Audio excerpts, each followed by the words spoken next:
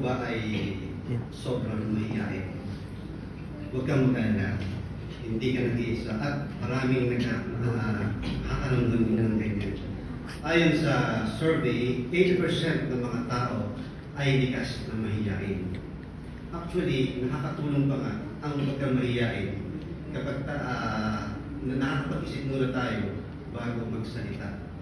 Pero kung ang sobrang pagkamahiyain ay nakaka-apekto na sa buhay natin at lalo na sa paglilingkuran natin sa Diyos na Jehovah, meron tayong kailangang baguhin, lalo na sa mga kabataan. Ano ba yung ikinababahala nyo? O ano yung pwede natin gawin? Alamin natin. Una, hindi mo alam kung ano yung pag-uusapan. Madalas ba na kapag meron kang unang beses pa lang na nakakausap, nahihiya ka? Isa hindi mo alam kung ano yung topic na pag-uusapan nyo.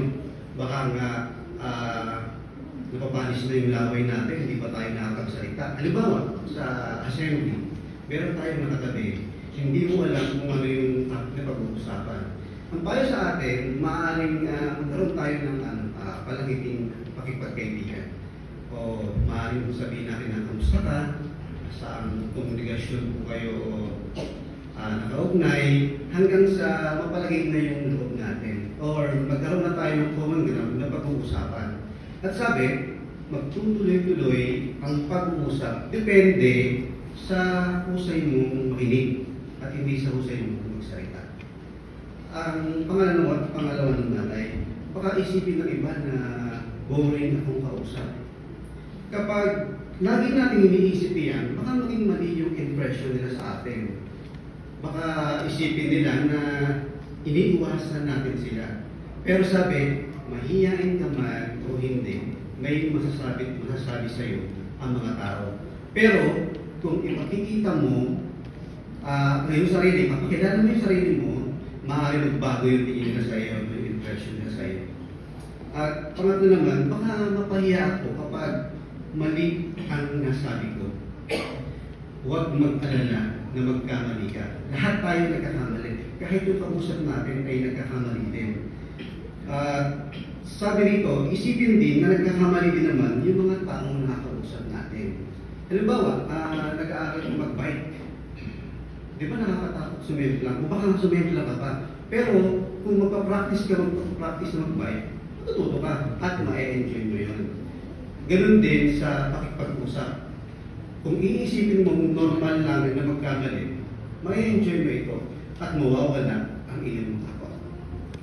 Ngayon, ano ba yung mga karagdagang pwede nating gawin? Ano? Sabi, huwag magkumpara. Kung nakikita natin yung isang kapatid na maraming pinakausap, tapos ikaw, limitado lang,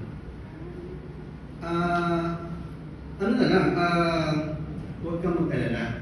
Dahil hindi natin kailangan maging kaibigan ng lahat.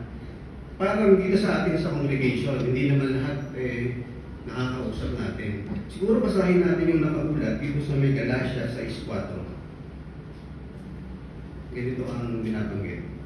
Kundi suriin ng bawat isa ang sarili niyang mga pagkilos.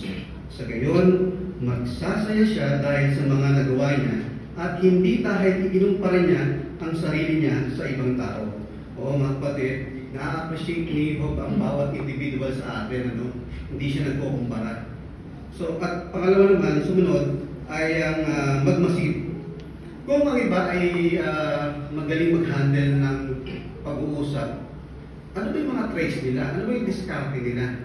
Maaari natin tularan yun, Dahil sabi nga, kapag marunong ka makipag-usap, napakahalaga yun sa pagiging pagkakaibigan, lalo na sa pagpapatibayan sa isa't isa. Katulad ng binabanggit ng Kawikaan 27:17. At ang pamuli ay magtanong. Sabi nga, huwag mahiyang magtanong. Maaari natin pag-isipan kung ano yung pagkakapareho nyo. Maaaring tanungin natin siya, baka parehas tayo ng school or trabaho. Or baka I can't hear. mag-isip ng topic na interesado ka at gusto mong malaman ang opinion ng iba. No? Pero huwag daw magtanong ng magtanong na parang polis na parang nag-i-interrogate ka. Kasi baka mainis sila sa atin, no? Kaya sabi rito, baka mailang sila pag tinanong mo. Halimbawa, ano yung pinagdadaanan mo? Bakit ka laging nakayelo? Baka isipin nila na namimintas ka pa. Kaya sabi sa atin, ang payo sa atin, makipag-usap tayo, hindi makipag-interview. Kaya kaya ba na mawala ang sobrang pagkamahiyain? Oo, kaya natin mga kapatid, lalo na sa mga kabataan, kung patataasin natin ang kumpiyansa natin sa sarili at patitibayin natin ang ating pag-ibig sa Diyos na Jehovah, mawawala ang ating takot, mawawala yung ating kaba at pagiging mahiyain at magiging mahusay tayo sa pagmiministeryo at napakahalaga na mawawala ang ating sobrang kaba o pagkamahiyain.